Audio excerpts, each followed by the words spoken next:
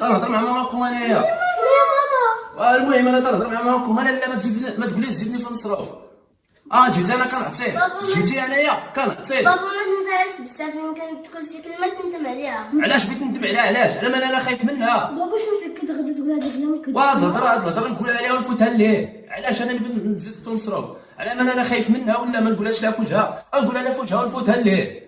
مزيان تبارك الله. ماما منوراك، ماما منوراك، ماما.